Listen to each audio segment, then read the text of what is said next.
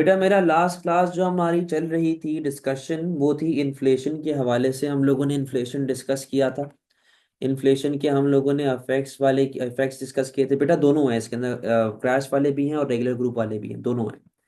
हम लोगों ने इन्फ्लेशन डिस्कस किया था। हम लोगों ने अफेक्ट्स ऑफ इन्फ्लेशन डिस्कस किया था। मैंने आपको बताया था जी किस तरह अनएम्प्लॉयमेंट आती है, फॉरेक्स पे क्या अफेक्ट आता है, बैलेंस ऑफ ट्रेड डेफिसिट आपके पास आ रहा होता है, रियल इनकम क्या होता है, रियल इंटरेस्ट रेट क्या होता है, pension, lender, borrower, menu cost, will other cost.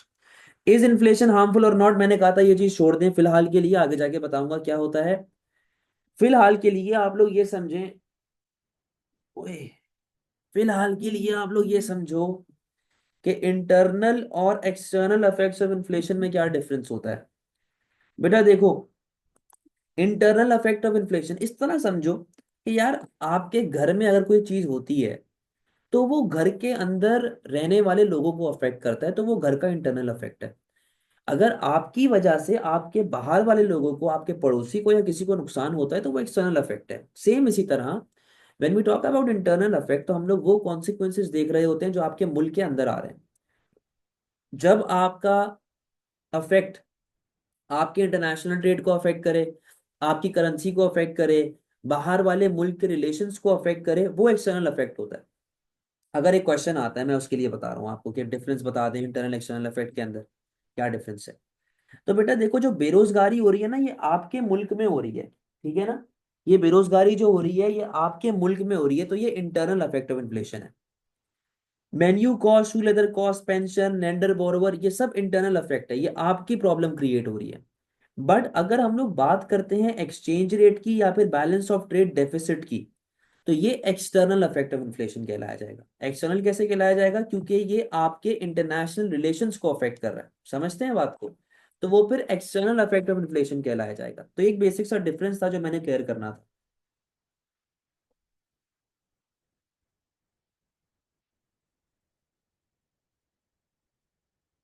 अच्छा, आज का जो बेटा हमारा फोकस है ना, वो है कॉजेज ऑफ इन्फ्लेशन। बड़ा इंपॉर्टेंट टॉपिक है, आइएगा जरा। हम लोग बात कर रहे हैं कॉजेज ऑफ इन्फ्लेशन के ऊपर। आपके पास मुल्क में तीन तरह की इन्फ्लेशन आती है। आपके पास other than forex what else is included external, बेटा फॉरेक्स हो गया और इंपोर्ट एक्सपोर्ट वाला गेम हो गया, डेप्रिसिएशन ऑफ करेंसी हो गई, और बैलेंस ऑफ ट्रेड डेफिसिट, ये दोनों एक्सटर्नल के अंदर आते हैं। कॉजेज ऑफ इन्फ्लेशन आपके पास तीन होती हैं कॉजेज इन्फ्लेशन की। हम लोग आज सिर्फ एक डिस्कस करेंगे जिसका नाम है demand pull inflation. Demand pull inflation, ठीक है। जरा इसको समझिएगा। बेटा एग्रीगेट डिमांड का फॉर्मूला क्या होता है? Aggregate demand is equals to C plus I plus G plus X minus M. ये आपके एग्रीगेट डिमांड का फॉर्मूला होता है, सही है। एग्रीगेट डिमांड का फॉर्मूला होता है सी plus I plus G plus X minus M, हाँ जी। लेकिन डिफरेंस है, वो लेवल से अलग है थोड़ा सा ये।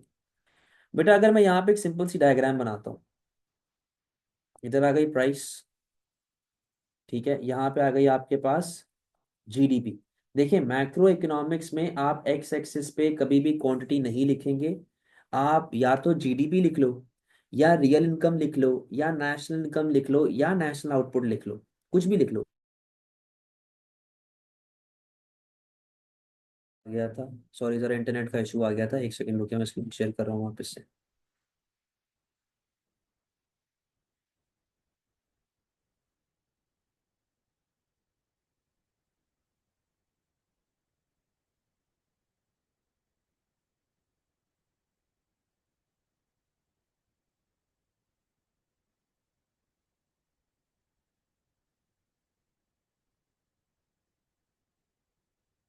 अच्छा, तो बेटा मैं आपसे ये कह रहा था कि एक्स एक्सिस के ऊपर, एक्स एक्सिस के ऊपर आपने कभी भी मैक्रो इकोनॉमिक्स में क्वांटिटी नहीं लिखना। आप हमेशा जीडीपी लिखोगे, जीडीपी लिखोगे, नेशनल इनकम लिख लोगे, नेशनल आउटपुट लिख लोगे, ठीक है, या रियल इनकम लिख लेंगे आप, टोटल आउटपुट लिख लेंगे। आप कभी भी क्वांटिटी नहीं लिखेंगे इन मैक्रो इकोनॉमिक्स डायग्राम, ठीक है। तो बेटा ये देखो आपके पास ये डायग्राम मैं बना रहा हूँ, ये आ गई आपकी एग्रीगेट डिमांड, ठीक है, एडी, सही है। और ये आपका करंटली चल रहा है short run aggregate supply. Short run aggregate supply और लॉन्ग रन में क्या डिफरेंस होता है आगे जाके बताऊंगा। ये आपका करंट इक्विलिब्रियम पोजीशन आ रहा है, ये आपकी करंट जीडीपी आ रही है, ठीक है, ये बेटा आपकी करंट जीडीपी आ रही है, और ये आपकी करंट प्राइस लेवल आ रही है, ठीक है, price level P, income level Y. Again मैंने जैसे कहा कि नेशनल आउटपुट लिख लो, इनकम लिख लो, जीडीपी लिख लो, आपकी मर्जी है। बेटा अगर मेरा एग्रीगेट डिमांड बढ़ता है, अगर मेरा एग्रीगेट डिमांड बढ़ता है और वो एडी से एडी वन आ जाता है, अगर मेरा एग्रीगेट डिमांड बढ़ता है एडी से एडी वन आ जाता है, मेरे पास एक नया इक्विलिब्रियम आएगा ई वन, मेरा ओवरऑल आउटपुट बढ़ेगा, और मैं वाई से कहाँ चला जाऊंगा, वाई वन पे चला जाऊंगा, मैं वाई से कहाँ चला जाऊंगा, वाई वन पे। बट बेटा आप खुद देखें आपकी प्राइसेस भी क्या हो रही हैं, बढ़ रही हैं। आपकी प्राइसेस भी बढ़ रही हैं, प्राइसेस भी बढ़ रही हैं, जीडीपी भी बढ़ रहा है, आउटपुट भी बढ़ रहा है। अब सवाल ये कि आपका एग्रीगेट डिमांड बढ़ कैसे सकता है। बेटा एग्रीगेट डिमांड के फॉर्मूले को देखो। चार्ली इंडिया गया एक्सपो में, चार्ली का सी निकालो, इंडिया का आई निकालो, गया का जी निकालो, एक्सपो का एक्स निकालो, मे का एम निकालो, तो वो कैसे बन जाएगा, C plus I plus G plus X minus M. AD कैसे बढ़ सकता है, अगर मेरा कंजम्पशन बढ़ जाए, या फिर अगर मेरी इन्वेस्टमेंट बढ़ जाए, या फिर अगर मेरा गवर्नमेंट एक्सपेंडिचर बढ़ जाए, या मेरा एक्सपोर्ट बढ़ जाए, या मेरा इंपोर्ट कम हो जाए, क्योंकि नेगेटिव साइड है। इन सब से बेटे आपके एग्रीगेट डिमांड पे क्या इफेक्ट पड़ेगा, आपका एग्रीगेट डिमांड बढ़ना शुरू हो जाएगा। तो डिमांड पुल इन्फ्लेशन कब आती है, डिमांड पुल इन्फ्लेशन हमेशा तब आती है when ever there is an increase in aggregate demand. जब एडी बढ़ता है तो उससे महंगाई जो आपके पास आती है उसे हम लोग कहते हैं डिमांड पुल इन्फ्लेशन। कोई मसले वाली बात है बेटा, सारी बातें क्लियर जा रही हैं, कोई परेशानी तो नहीं है।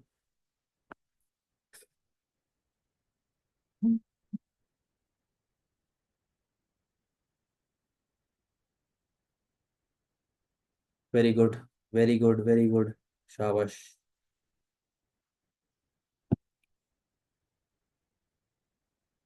सही,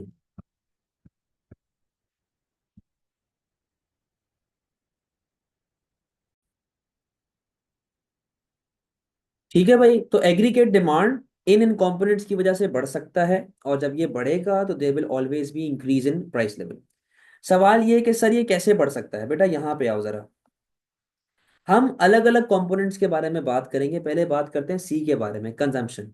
व्हाट इज कंजम्पशन एक्सपेंडिचर, बेटा कंजम्पशन एक्सपेंडिचर हर वो खर्चा होता है जो एक कंज्यूमर करता है, जब वो गुड्स एंड सर्विसेज खरीदता है, चीजें बाय करता है, तो वो कंजम्पशन एक्सपेंडिचर आपका बन जाता है।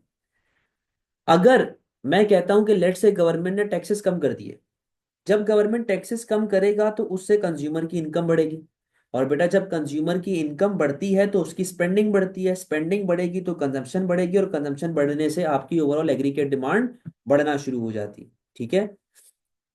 सर एक क्वेश्चन है, हमें सर ने बताया था C plus I plus G plus net exports, वही बात है बेटा, X minus M net export ही होता है। आप C plus I plus G plus balance of trade BOT लिख दो, तब भी एक ही बात है, ठीक है, एक ही बात है। तो कंजम्पशन बढ़ती है तो एग्रीगेट डिमांड बढ़ती है, ठीक है। आपके एग्जाम्पल मैंने क्या दी हुई है, टैक्सेस कम हो गए, आपकी इनकम लेवल बढ़ गई, सही है। अब देखो ये एग्जाम्पल जो मैंने दी हुई है ना, रट्टू तोते की तरह बैठ के अपने अंदर हिफ्स कर रहे हैं चीजों को, ने सर ने ये लिखा है तो यही है। अबे भाई आप डिफरेंट एग्जाम्पल्स यूज कर लें, कोई पत्थर की लकीर नहीं है ये। आप ऐसे लिख दो कि एडवर्टाइजिंग हो गई फॉर एग्जाम्पल, प्रोडक्ट अट्रैक्टिव नजर आना शुरू हो गया, अच्छा नजर आना शुरू हो गया, लोगों ने खरीदना शुरू कर दिया, स्पेंडिंग शुरू की, कंजम्पशन शुरू की, एग्रीगेट डिमांड बढ़ गई। कोई भी एग्जाम्पल लिख सकते हैं। आय की बात करते हैं। बेटा आय जो आपका होता है ना वो होता है इन्वेस्टमेंट, इन्वेस्टमेंट एक्सपेंडिचर। इन्वेस्टमेंट को मैक्रो इकोनॉमिक्स में हम लोग लिंक करते हैं कैपिटल के साथ, तो इसका पूरा नाम क्या कहते हैं, कैपिटल इन्वेस्टमेंट कहते हैं हम लोग। अच्छा बेटा लैंड का रिवॉर्ड था रेंट, लेबर का रिवॉर्ड था वेज, कैपिटल का रिवॉर्ड क्या है, इंटरेस्ट। अगर मुझे इन्वेस्टमेंट बढ़ानी है तो मुझे इंटरेस्ट के ऊपर गेम करना पड़ेगा। मैं क्या करूंगा, मैंने इंटरेस्ट कम कर दिया। जब मैं इंटरेस्ट कम करूंगा तो उससे हमारे पास तीन इफेक्ट्स आएंगे, उससे हमारे पास तीन इफेक्ट्स आएंगे, ठीक है। तीन इफेक्ट्स किस किस के ऊपर आएंगे, सेविंग के ऊपर, बोरोइंग के ऊपर, और स्पेंडिंग के ऊपर, ये तीन इफेक्ट्स आएंगे। इंसान बैंक में पैसा क्यों सेव करता है, इंसान बैंक में पैसा इसलिए सेव करता है ताकि वो इंटरेस्ट इनकम कमा सके और सूद कमा सके, ठीक है। अगर बेटा इंटरेस्ट इनकम हम लोग कम कर दे, और इंसान के पास दो ऑप्शन है पैसे के, या तो स्पेंड करेगा या सेव करेगा, यही दो ऑप्शन है। अगर मैं इंटरेस्ट कम कर देता हूं तो लोगों का इंसेंटिव टू सेव कम हो जाएगा। जब लोगों का इंसेंटिव टू सेव कम होगा तो जाहिर सी बात है लोग सेविंग क्या करेंगे, कम कर देंगे। लोग सेविंग गिरा देंगे, सेव नहीं करेंगे तो क्या करेंगे, स्पेंड करेंगे। तो सेविंग कम हो जाएगी और स्पेंडिंग बढ़ जाएगी, स्पेंडिंग बढ़ेगी तो वापस कंजम्पशन बढ़ेगी, वापस से एडी बढ़ेगा। अच्छा, फिर दूसरा केस क्या है, बोरोइंग वाला, लोन वाला। देखो जब इंटरेस्ट रेट कम होगा तो लोन पहले के मुकाबले में सस्ता हो जाएगा, आपको पहले के मुकाबले में कम पैसे पे ऑफ करने पड़ेंगे बैंक को। समझे बात। इंटरेस्ट कम होगा, कॉस्ट ऑफ बोरोइंग कम हो जाएगी, लोन सस्ता हो जाएगा। जब लोन सस्ता हो जाएगा तो लोग ज्यादा लोन लेंगे, ज्यादा बोरो करेंगे और ज्यादा मशीन्स इन्वेस्ट करेंगे फिर मुल्क में। अगेन वही बात है कि इन्वेस्टमेंट बढ़ जाएगी। इन्वेस्टमेंट बढ़ेगी तो वापस से आपका एडी क्या हो जाएगा, बढ़ना शुरू हो जाएगा। एक सवाल आया कि सर क्या डिमांड के फैक्टर्स आपकी एग्रीगेट डिमांड को अफेक्ट करते हैं। बेटा डिमांड के फैक्टर्स इसको अफेक्ट करते हैं और ये फिर जाके एग्रीगेट डिमांड को अफेक्ट करते हैं। समझे बात। अब बात करते हैं बेटा गवर्नमेंट एक्सपेंडिचर की। देखो बेटा, गवर्नमेंट रोड बना ले, गवर्नमेंट स्कूल बना ले, गवर्नमेंट अस्पताल बना ले, गवर्नमेंट कुछ भी कर ले, वो गवर्नमेंट स्पेंडिंग का पार्ट है। अब जब गवर्नमेंट स्पेंडिंग मुल्क में बढ़ेगी तो उससे भी एग्रीगेट डिमांड बढ़ेगी। बच्चा पूछता है सर कैसे, बेटा मेरी बात सुनो। गवर्नमेंट ये काम तो नहीं करी ना, गवर्नमेंट ने एक छोटा सा स्कूल जमीन में डाला, उसको पानी दिया, उसको धूप दी और वो बड़ा सा स्कूल बन के बाहर आ गया। भाई स्कूल बनने में लेबर लगता है, स्कूल बनने में इन्वेस्टमेंट लगती है, चीजें लग रही होती। लेबर आ रहा है, इन्वेस्टमेंट आ रही है, मशीन आ रही है, तो मेरी जान उन लेबरों को पैसे भी तो मिलेंगे, उन लेबरों के पास स्पेंडिंग पावर भी तो बढ़ेगी। तो जब स्पेंडिंग पावर बढ़ेगी अगेन आपका एग्रीगेट डिमांड बढ़ेगा। आगे आओ। एक्सपोर्ट को हमने बढ़ाना है। अगर मैं एक्सपोर्ट ओरिएंटेड फर्म्स को सब्सिडीज देना शुरू कर दूं तो उनकी बेटा कॉस्ट ऑफ प्रोडक्शन कम होगी। कॉस्ट ऑफ प्रोडक्शन कम होगी तो उनकी प्राइसेस कम होंगी, और जब उनकी प्राइसेस कम होंगी तो हमारे एक्सपोर्ट्स बढ़ना शुरू हो जाएंगे। एक्सपोर्ट बढ़ेंगे तो वापस से एडी बढ़ेगा। इंपोर्ट को मैंने कम करना है। अगर मैं इंपोर्ट के ऊपर टैरिफ मार दूं, अगर मैं इंपोर्ट पर टैरिफ लगा दूं तो बेटा इंपोर्ट की प्राइस बढ़ जाएगी। यार देखो बीच बीच में मैसेज ना किया करो, आपकी मेहरबानी है, जब मैं रुकूंगा तब सवाल पूछना। आपकी देखो मैंने एरो डाउनवर्ड बना दिया, मैं घूम जाता हूँ, बेटा नहीं करा करो ऐसी हरकतें। प्राइसेस क्या हो जाएंगी, इंपोर्ट की बढ़ जाएंगी। जब इंपोर्ट की प्राइस बढ़ेगी वो अनअट्रैक्टिव होगा, मैं बाहर से माल नहीं मंगवाऊंगा। जब मैं बाहर से माल नहीं मंगवाऊंगा इंपोर्ट्स कम हो जाएंगी। जब मैं बाहर से माल नहीं मंगवाऊंगा तो मैं तो डोमेस्टिक से जाके सामान लूंगा ना, लोकल बंदे से सामान लूंगा। कंजम्पशन आपकी बढ़ेगी, वापस से आपका एडी बढ़ेगा। तो अगेन ये पत्थर पे लकीर नहीं है कि सर ने ये बताया तो यही है। आप और भी चीजें लिख सकते हैं। अब कोई सवाल है तो पूछ ले। समझा देता हूँ बॉरोवर्स वाला वापस। सर लेकिन ये तो टैक्सेस से फंड हो गए, गवर्नमेंट एक्सपेंडिचर तो ऐड कम होगी है। अच्छा गवर्नमेंट एक्सपेंडिचर तो एडी कम होगी नहीं, किस कहाँ से टैक्सेस आ गए। वो बेटा पॉलिसीज है ना, पॉलिसीज के बारे में हम बात नहीं कर रहे, पॉलिसीज को छोड़ दो अभी।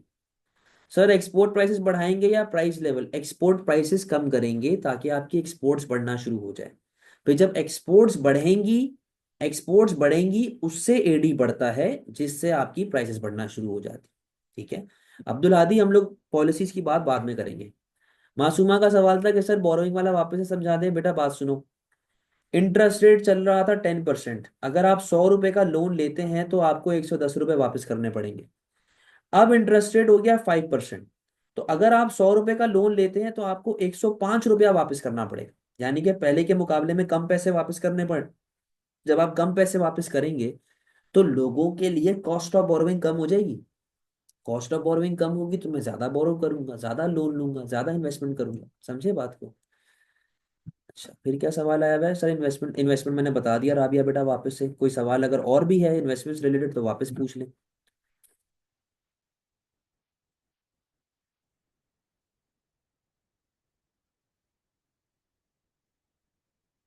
अभी मैं इन्वेस्टमेंट ये एक्सप्लेन कर रहा था। अच्छा सेविंग वाला, अगेन वही बात है ना बेटा, अगर आप 100 रुपए बैंक में रखवाते हो तो आपको 10% इंटरेस्ट रेट के हिसाब से 10 रुपया इंटरेस्ट इनकम मिल रही थी। अब इंटरेस्ट रेट 5% आ गया तो 100 रुपए के हिसाब से कितना पैसा मिल रहा है, 5 रुपया मिल रहा है ना। तो आप लोगों का इंसेंटिव टू सेव कम हो जाएगा। लोगों का इंसेंटिव टू सेव कम हो जाएगा तो लोग सेव नहीं करेंगे। समझे। और कोई सवाल।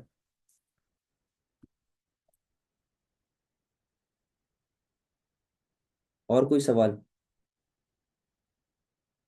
क्लियर है? सारी बातें बेटा समझ आ गई हैं? ओ भाई दिवांश, दिवांश ने तो पूरा पैराग्राफ लिख दिया है। रुके जरा। Sir, when government spending rises, it happens because the government's revenue from taxation has increased. However, this will reduce the consumption in the economy. So does it? मैं वही आपसे कह रहा हूँ। अब्दुल हादी का भी एक यही सवाल था कि सर जो गवर्नमेंट स्पेंडिंग है वो फंड तो टैक्स से ही हो रहा है, ठीक है ना? जब वो फंड टैक्स से होगा तो फिर उससे लोगों की इनकम गिरेगी, कंजम्पशन गिरेगी। ये पॉलिसीज से लिंक हो जाता है दिवांश। हम लोग पॉलिसीज की बात नहीं कर रहे, हम लोग एक जनरल अजम्पशन लेके चल रहे हैं, ठीक है?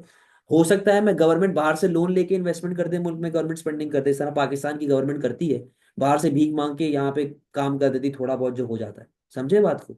तो हम लोग उतनी डिटेल में नहीं जा रहे बेटा, बेबी स्टेप्स। भागोगे गिर जाओगे।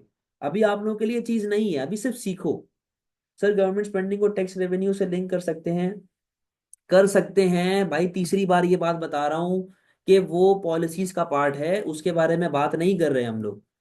मासूमा केसरी, सर वही गवर्नमेंट एक्सपेंडिचर ना बेटा, आप रोड बनाए, स्कूल बनाए, अस्पताल बनाए, उससे मुल्क में डेवलपमेंट होती है ना, डेवलपमेंट होगी तो फिर आपके पास गवर्नमेंट स्पेंडिंग बढ़ती है। समझ गए बेटा सारी बातें? टैक्सेस को फिलहाल छोड़ दो, जो आप लोग परेशान हो रहे हैं ना कि सर जो गवर्नमेंट स्पेंडिंग हो तो वो टैक्स से ही रहे, छोड़ दो उसको, उसके बारे में बात नहीं कर रहे। सही है? चलो। तो ये बेटा हमने डिमांड पुल इन्फ्लेशन का बिल्कुल एक बेसिक सा इंट्रोडक्शन देखा कि डिमांड पुल इन्फ्लेशन होती क्या है। अब एक टर्म को जरा समझना है, उस टर्म का नाम है मल्टीप्लायर इफेक्ट।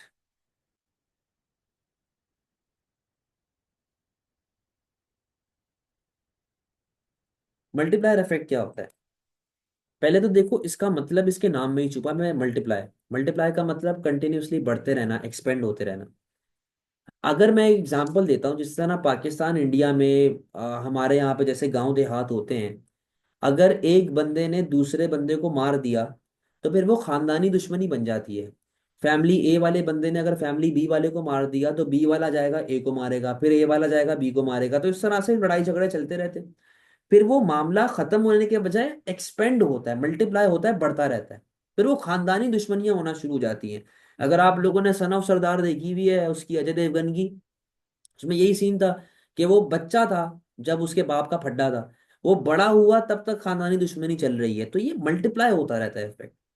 सेम इसी तरह when we talk about multiplier effect in an economy, अगर गवर्नमेंट आपके लिए एक चीज ऐसी कर रही है जो कि आपके लिए फायदेमंद है, एक चीज कर रही है जो कि आपके लिए फायदेमंद है, तो उसका बेनिफिट सिर्फ एक लिमिटेड बेनिफिट नहीं होगा, बल्कि बेनिफिट मल्टीप्लाई होता रहेगा। कैसे मल्टीप्लाई होगा जरा सुनना। भाई फॉर एग्जाम्पल, आपके मुल्क में केस चल रहा है रिसेशन का। एग्जाम्पल क्या है कि आपके मुल्क में केस चल रहा है रिसेशन का, सही? आपने रिसेशन को सॉल्व करना है। रिसेशन को सॉल्व करने के लिए गवर्नमेंट एक छोटा सा काम करेगी, वो क्या है? डायरेक्ट टैक्सेस को कम कर देगी। बेटा मेरे सिर्फ पेन के कलर को फॉलो करते रहना। ब्लैक कलर चल रहा है अभी तो उसको फॉलो करो, डायरेक्ट टैक्सेस गवर्नमेंट कम कर देगी। जब डायरेक्ट टैक्सेस गवर्नमेंट कम करेगी तो ओवरऑल इनकम पे क्या इफेक्ट पड़ेगा? इनकम बढ़ेगी। इनकम बढ़ेगी तो बेटा स्पेंडिंग, स्पेंडिंग बढ़ना शुरू हो जाएगी। स्पेंडिंग बढ़ रही है, इसका मतलब क्या है कि मुल्क में कंजम्पशन बढ़ रही है। जब कंजम्पशन बढ़ रही है तो मुल्क में एग्रीगेट डिमांड भी क्या हो रही है? बढ़ रही है, ठीक है? जब बेटा एग्रीगेट डिमांड बढ़ रही है, total demand of economy increase हो रही है, तो प्रोड्यूसर लोगों को प्रोड्यूस भी करना पड़ेगा। तो बेटा एग्रीगेट डिमांड बढ़ने से प्रोडक्शन पे क्या अफेक्ट आएगा? प्रोडक्शन बढ़ेगी। जब प्रोडक्शन बढ़ेगी तो मुझे और लेबर हायर करना पड़ेगा, तो बेटा आपकी डिमांड फॉर लेबर पे क्या अफेक्ट पड़ेगा? आपकी डिमांड फॉर लेबर बढ़ जाएगी। और जब आपके पास डिमांड फॉर लेबर बढ़ेगी तो मुल्क में बेरोजगारी यानी कि अनएम्प्लॉयमेंट फॉल होना शुरू हो जाएगी, ठीक है? ये गवर्नमेंट की एक चेन थी जो गवर्नमेंट ने फॉलो करनी थी, सही है? ये चेन गवर्नमेंट को लेके चलनी थी। बट बेटा इसका बेनिफिट यहाँ पे लिमिटेड नहीं है। अब मैं पेन का कलर चेंज कर रहा हूं और मेरी बातों को सुनना। यार एक बात बताओ, जब प्रोडक्शन बढ़ती है, जब आपकी प्रोडक्शन बढ़ती है, तो क्या एक्सपोर्ट बढ़ने के चांस नहीं है? बिल्कुल है। आपके एक्सपोर्ट भी बढ़ेंगे और एक्सपोर्ट्स बढ़ेंगे तो वापस से एग्रीगेट डिमांड क्या हो जाएगी? बढ़ेगी। बेटा जब प्रोडक्शन बढ़ेगी तो क्या मैं मशीन्स नहीं लेके आऊंगा? मैं बिल्कुल मशीन्स लेके आऊंगा, तो मुल्क में इन्वेस्टमेंट पे क्या अफेक्ट पड़ेगा? इन्वेस्टमेंट बढ़ेगी। और जब इन्वेस्टमेंट बढ़ेगी तो उससे आपकी एग्रीगेट डिमांड पे भी क्या अफेक्ट पड़ेगा? बढ़ जाएगी। जब डिमांड फॉर लेबर बढ़ती है क्या मैं लेबर को फ्री में काम करवाऊंगा? बेटा मैं लेबर को वेज दूंगा। जब उसके पास वेजेस आएंगी तो बेटा उसकी इनकम बढ़ेगी। जब उसकी इनकम बढ़ेगी तो उसकी स्पेंडिंग बढ़ेगी, यानी कि उसकी कंजम्पशन बढ़ेगी। जब उसकी कंजम्पशन बढ़ेगी तो फर्दर एग्रीगेट डिमांड बढ़ेगी। समझे? फिर जब मैं वेजेस कमाऊंगा तो मैं गवर्नमेंट को टैक्स भी तो दूंगा, तो टैक्स रेवेन्यू बढ़ना शुरू हो जाएगा गवर्नमेंट के लिए। गवर्नमेंट के लिए टैक्स रेवेन्यू बढ़ेगा तो गवर्नमेंट वापस से गवर्नमेंट एक्सपेंडिचर बढ़ाएगा। और जब गवर्नमेंट एक्सपेंडिचर बढ़ाएगा तो वापस से एग्रीगेट डिमांड आपके पास बढ़ना शुरू हो जाएगा। अब ये देखो, हमने फॉलो क्या करना था, हमने ये फॉलो करना था, हमने ये फॉलो करना था। बट इस एक स्टेप की वजह से, इस एक मूव की वजह से आपके पास ये सारे मल्टीपल बेनिफिट्स आ रहे हैं, और ये मल्टीपल बेनिफिट्स क्या कहलाए जाते हैं? Multiplier effect. अब मेरी बात सुनो। प्रोडक्शन पॉसिबिलिटी कर्व, जो मेरे रेगुलर वाले बच्चे हैं उनको मैंने प्रोडक्शन पॉसिबिलिटी कर्व बिल्कुल आखिर में जाके करवाया था, और मैंने बताया था कि यार प्रोडक्शन पॉसिबिलिटी कर्व का लिंक मैक्रो इकोनॉमिक्स के साथ होता है। जरा आओ वो लिंक देख लेते हैं। बेटा पीपीसी कैसे बनता था? आपके पास यहाँ पे गुड बाय आता है, यहाँ पे आपके पास गुड बाय आता है, यहाँ पे आपके पास गुड एक्स आता है, ठीक है? और ऐसा आपका एक पोटेंशियल बन जाता है। सही है? बेटा अगर मेरा ये एक्चुअल है, ये मेरा एक्चुअल है, तो एक्चुअल से लेके पोटेंशियल तक का गैप क्या होता है? वो होता है वेस्टेज, इनएफिशिएंसी, अनएम्प्लॉयमेंट, या फिर डिफ्लेशनरी गैप, डिफ्लेशनरी, या फिर रिसेशनरी गैप, डिफ्लेशनरी या फिर recessionary gap. What is deflationary या रिसेशनरी गैप? बेटा जब भी आपका एक्चुअल आपके पोटेंशियल से कम होता है, इसे हम लोग कहते हैं डिफ्लेशनरी या फिर रिसेशनरी गैप। मेरी बात सुनो। जब मेरा एक्चुअल बढ़ता है, यानी कि वही वाली एग्जांपल है कि मेरी औकात है कि मैं 1000 टी शर्ट बना सकता हूं बट मैं खाली 500 बना रहा हूं। मेरी औकात है कि मैं 1000 टी शर्ट बना सकता हूं बट मैं खाली 500 बना रहा हूं। अगर मैं ज्यादा बनाना शुरू करता हूं, 600 बनाऊं, 700 बनाऊं, 800 बनाऊं, जब मैं ज्यादा टी शर्ट प्रोड्यूस करना शुरू करूंगा तो बेटा मेरे एक्चुअल पे क्या इफेक्ट पड़ेगा? मेरा एक्चुअल बढ़ेगा। तो शॉर्ट रन के अंदर क्या कहानी आती है? शॉर्ट रन में बेटा मुझे मिलता है multiplier effect when ever my actual increases. When ever my actual increases मुझे क्या मिलता है? Multiplier effect.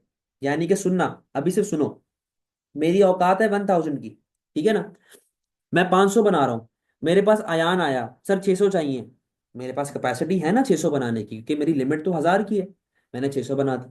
सर 700 चाहिए, 700 बना दी। 800 चाहिए, 800 बना दी। 1000 चाहिए, 1000 बना दी। अब कितनी बना दी? 1000। अब बेटा मेरी औकात भी 1000 टी शर्ट बनाने की है मेरी मशीन की, और मैं बना भी 1000 टी शर्ट रहा हूं। अब अयान मेरे पास आया, सर मुझे 1200 टी शर्ट्स चाहिए। क्या मेरी मशीन में इतनी जान है, क्या मेरी मशीन की इतनी औकात है कि मैं 1200 टी शर्ट बना के दे सकूं? नो। सर मैं आपको डबल पैसे दूंगा, आप बना के तो देखो। कैसे बना के देखो? मेरी मशीन में ताकत ही नहीं। अरे सर 3 गुना पैसे ले लेना यार, बना के तो दो। भाई मेरी मशीन में ताकत नहीं है। यानी कि अब जब मैं इस स्टेज पे आ चुका हूं, मैं अपना पोटेंशियल के ऊपर आके बैठा हुआ हूं, यहां पे पता है क्या केस हो रहा है? कि सिर्फ और सिर्फ प्राइस बढ़ रही है।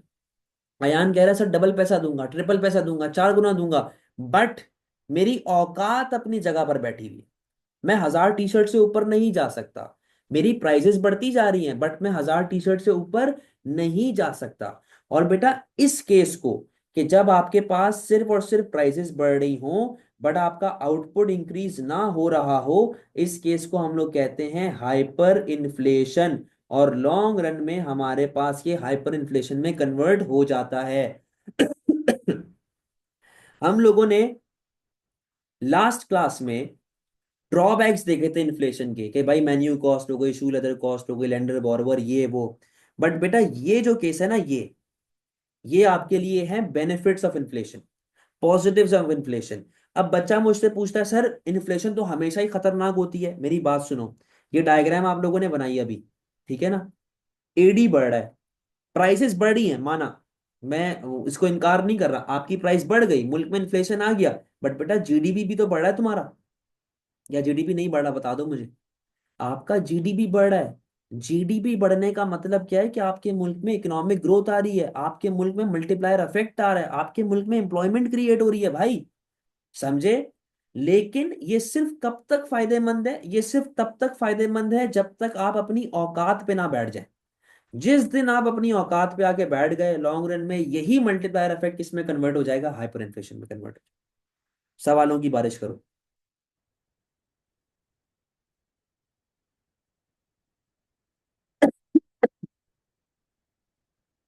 सवालों की बारिश शुरू करो।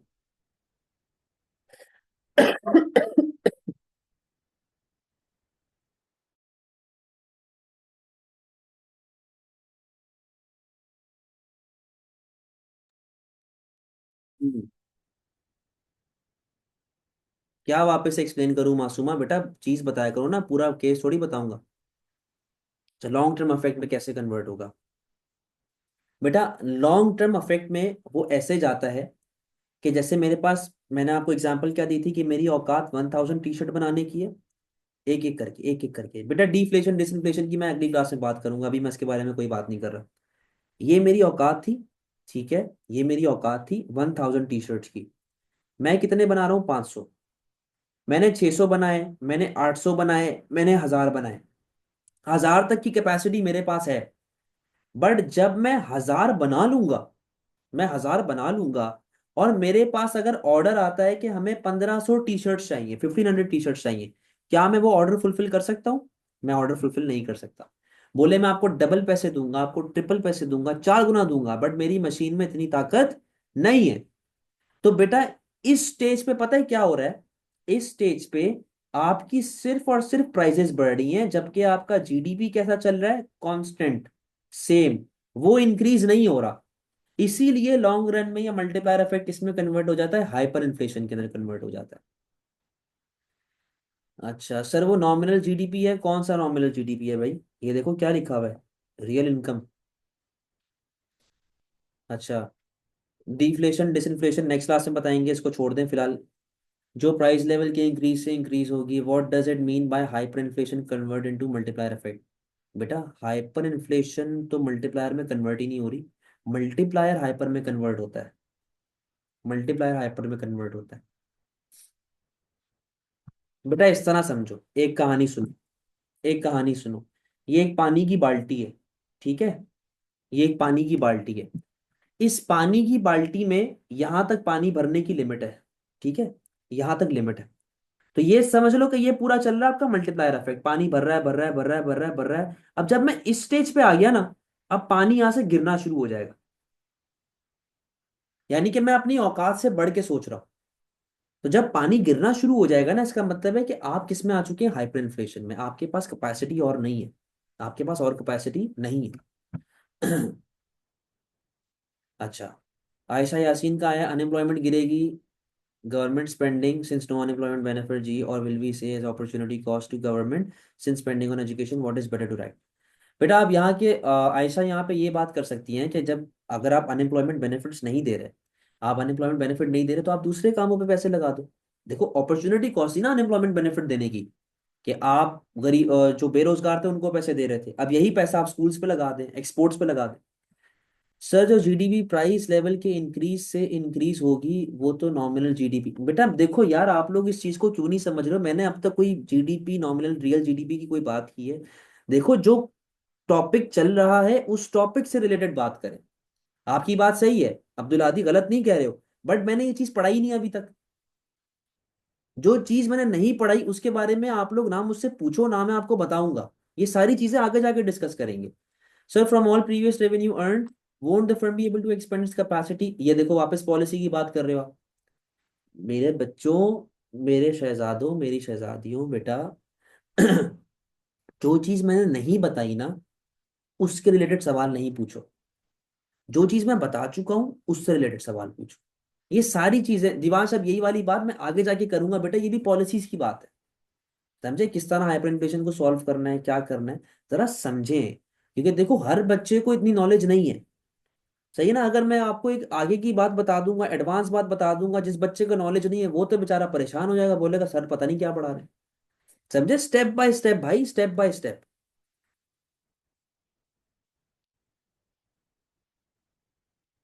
याद, इस पेज पे किसी को कोई मसला है, जितनी बातें मैंने बताई हैं उससे रिलेटेड कोई सवाल है?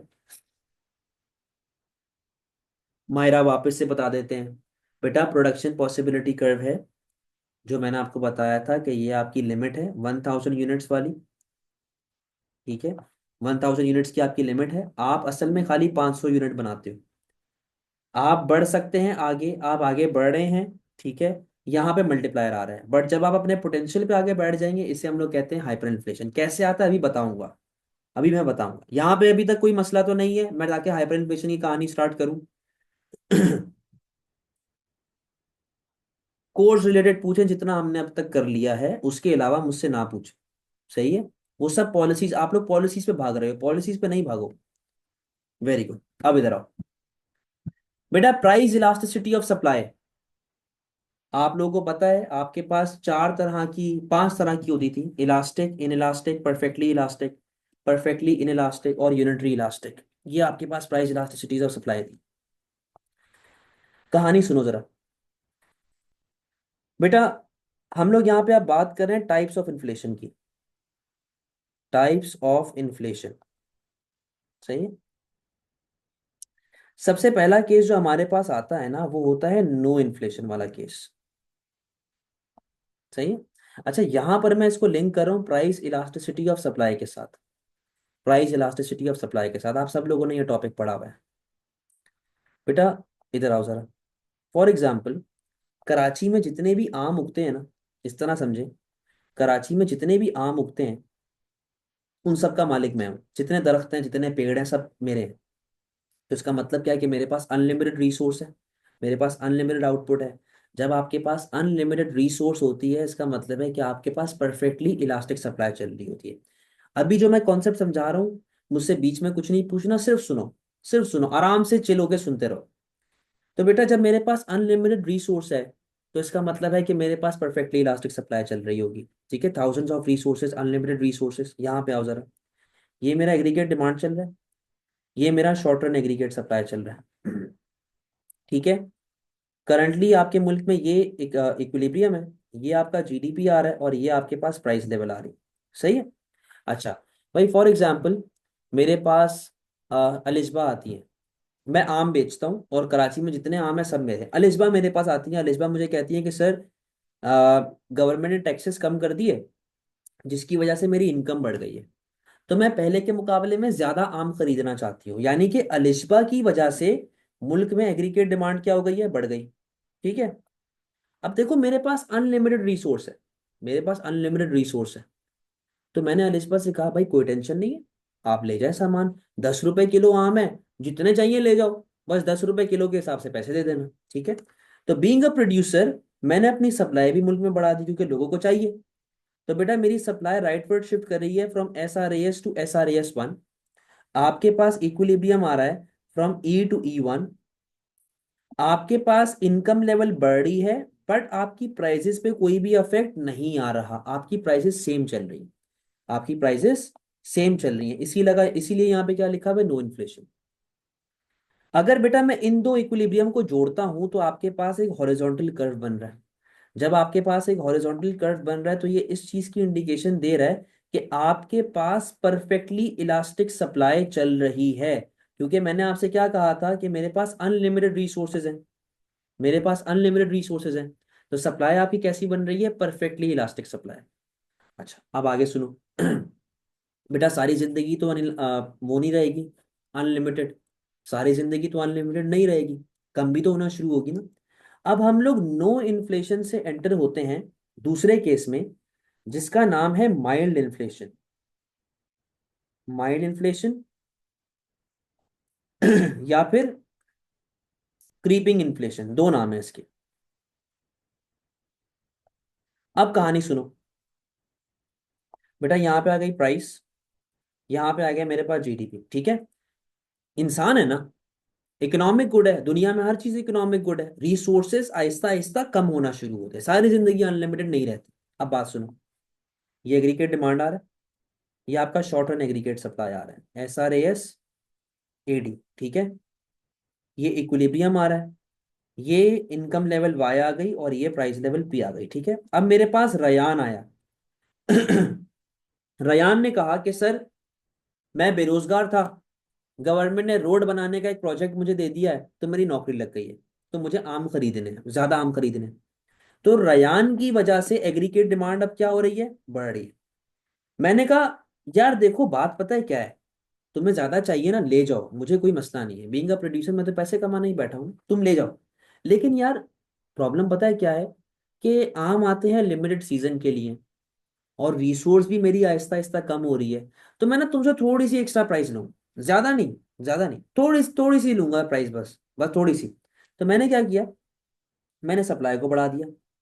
मैं आ गया SRAS से SRAS 1, इक्विलिब्रियम ई से E1, ठीक है। देखो मेरी इनकम लेवल बढ़ रही है, एट द सेम टाइम मेरी प्राइसेस पे बिल्कुल थोड़ा सा इफेक्ट आ रहा है। प्राइस आपकी बिल्कुल थोड़े से बढ़ रही है, जबकि जीडीपी कंपैरेटिवली बहुत ज्यादा से बढ़ रहा है। अगर बेटा मैं इन दो के इक्विलिब्रियम को कंसिडर करूं, तो आपके पास ऐसा एक फ्लैटर अपवर्ड स्लोपिंग कर्व आ रहा है।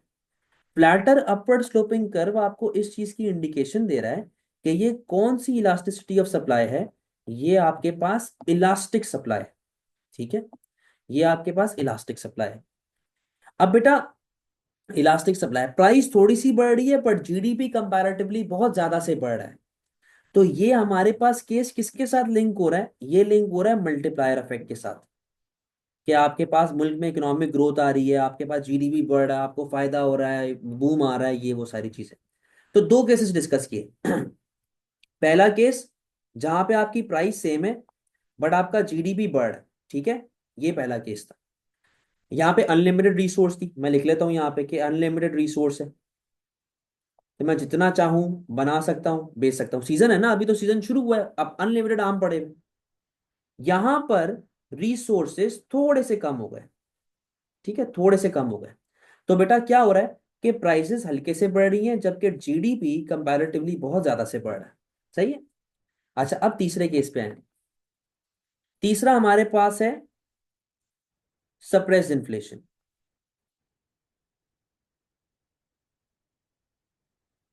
अच्छा अब अब्दुल हादी मेरे पास आया, डायग्राम को देखो जरा।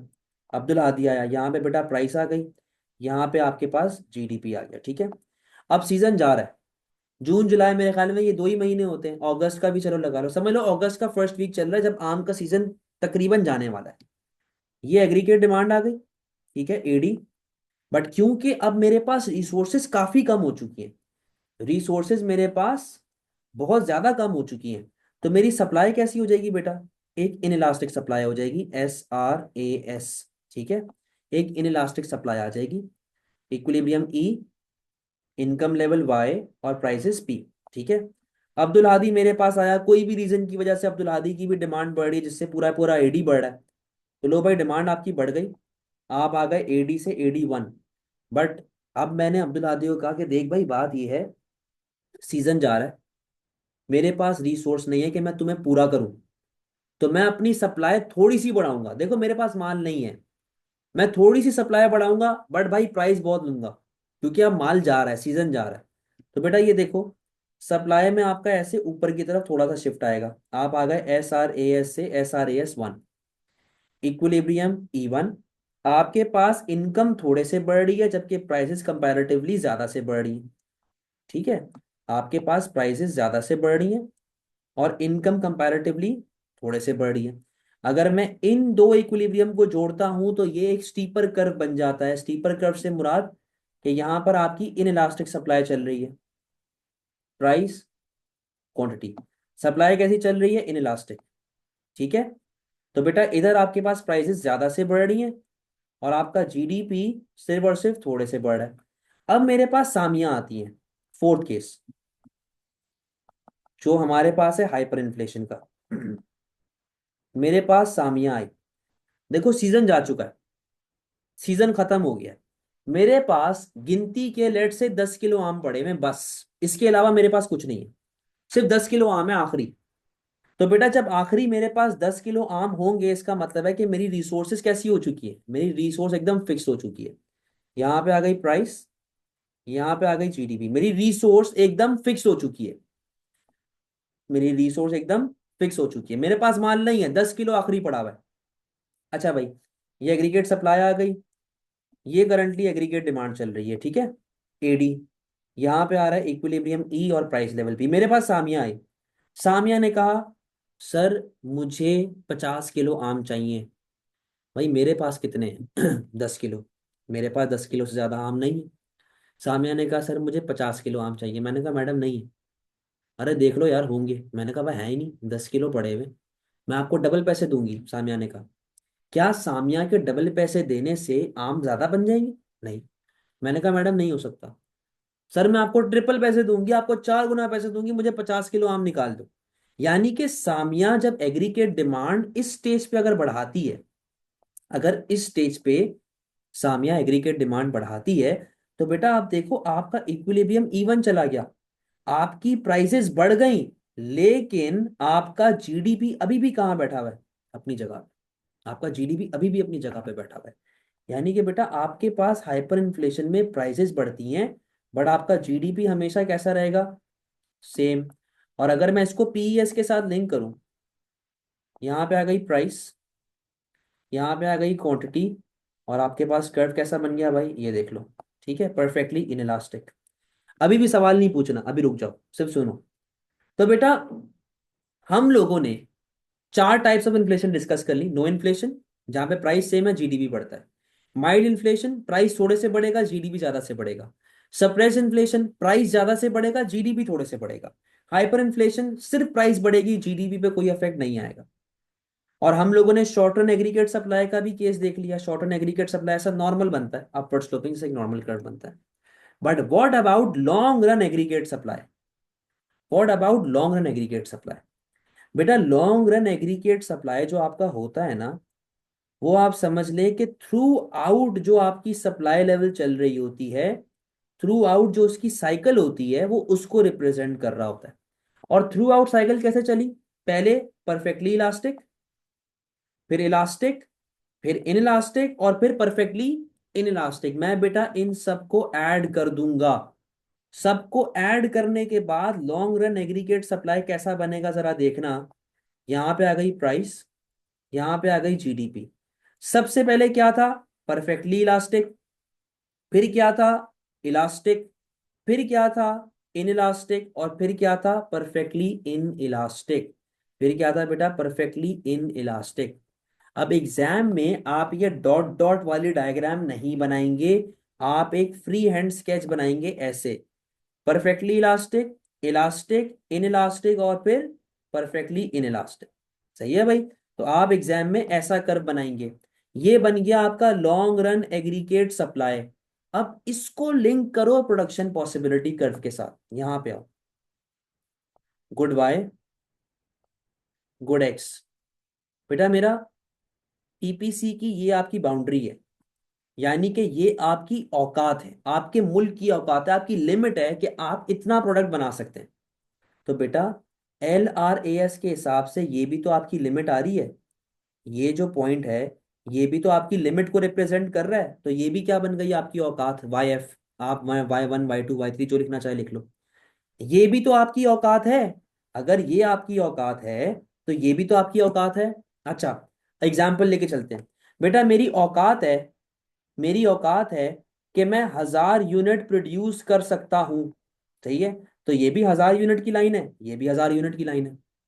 बट असल में मैं खाली कितना प्रोड्यूस कर रहा हूं? 500 यूनिट। तो बेटा असल में तो औकात से पीछे ऑपरेट कर रहा हूं। तो ये आपका एक्चुअल पॉइंट आ गया। सही है, आप 500 यूनिट बना रहे हैं। तो सेम इसी तरह यहां पर आपका एडी बन रहा है, यहां पे इक्विलिब्रियम आ रहा है। तो आपका बेटा एक्चुअल पॉइंट यहां पे आ गया, वाई ए। ठीक है। अब बेटा एक्चुअल से लेके पोटेंशियल तक का गैप क्या होता है? वेस्टेज, इनएफिशिएंसी, अनएम्प्लॉयमेंट, डिफ्लेशनरी या रिसेशनरी गैप। एक्चुअल से लेके पोटेंशियल तक क्या होता है? डिफ्लेशनरी या रिसेशनरी गैप। तो बेटा सेम चीज ये भी तो होगी। एक्चुअल से लेके पोटेंशियल तक का गैप क्या होगा? डिफ्लेशनरी या फिर रिसेशनरी गैप। अब मेरी बात सुनो बेटा, तुम्हारा एक्चुअल आहिस्ता आहिस्ता आगे जा रहा है, तुम्हारा एक्चुअल आहिस्ता आहिस्ता आगे जा रहा है, मल्टीप्लायर इफेक्ट आ रहा है, मल्टीप्लायर इफेक्ट आ रहा है, बहुत मजा आ रहा है। ये लो, तुम्हारा एक्चुअल आहिस्ता आहिस्ता आगे जा रहा है, एडी तुम्हारा आहिस्ता आहिस्ता आगे जा रहा है, बहुत मजा आ रहा है भाई, मल्टीप्लायर इफेक्ट आ रहा है। सही है? ये देखो एडी 1 हो गया, AD2 हो गया, AD3 हो गया और AD4 हो गया, यहां सब पे मल्टीप्लायर इफेक्ट आ रहा है। बट जिस दिन तुम अपने हाई यहां पे आके बैठ गए पोटेंशियल पे, जिस दिन तुम अपने पोटेंशियल पे आके बैठ गए, जैसे कि मैं यहां पर आके बैठ चुका हूं, अगर इस पॉइंट के बाद भी तुम्हारा एडी बढ़ता है, अगर इस पॉइंट के बाद भी तुम्हारा एडी बढ़ता है ना, तो बेटा यहां पे देखो, यहां पे आउटपुट कितना है YF, प्राइसेस क्या चल रही है P। अगर तुम्हारा एडी बढ़ा तो देखो आउटपुट अभी भी सेम है, बट तुम्हारी प्राइसेस क्या हो चुकी हैं, बढ़ चुकी हैं। This is known as hyper inflation, जो मैंने PPC के साथ लिंक किया है, this is known as hyper inflation. अब कोई सवाल है तो पूछें। सर हम अपना एक्चुअल बढ़ा नहीं सकते, तो बेटा क्या कर रहे हैं, ये क्या कर रहे हैं रयान, ये क्या कर रहे हैं, एक्चुअली तो बढ़ा रहे हैं। ऐसे सवाल तो नहीं पूछो ना यार। बेटा कोई सवाल, कोई प्रॉब्लम, ये पूरे केस में, अच्छा ये आपने एग्जाम में नहीं बनानी है ये वाली, ये एग्जाम में नहीं बनानी है आप, सही है। पोटेंशियल बेटा बढ़ाएंगे पॉलिसीज में, पॉलिसीज पॉलिसीज, अभी कुछ नहीं इसके बारे में डिस्कस कर रहा मैं। कोई सवाल बेटा। Sir isn't hyperinflation when inflation rises by a large percentage? No. Hyperinflation is when your GDP is constant but your price level is rising. सही है। सर PPC में जब एक्चुअल बढ़ेगा तो प्राइस नहीं बढ़ेगी, लेकिन LRAS में किसने बोला प्राइस नहीं बढ़ेगी? अब्दुल हादी, किसने बोला बेटा प्राइस नहीं बढ़ेगी? जब आपका एक्चुअल बढ़ता है, आपकी डिमांड बढ़ी है, डिमांड बढ़ने से प्राइस नहीं बढ़ती। माइक्रो भूल गए हो आप सारा। सर एक्चुअल बढ़ाना शॉर्ट टर्म है, तो SRAS या LRAS पे क्यों अफेक्ट आ रहा है, बात सुने बेटा। हम थ्रू आउट ये देख रहे हैं, हम लोग थ्रू आउट पता है क्या देख रहे हैं, किसने सवाल पूछा ये?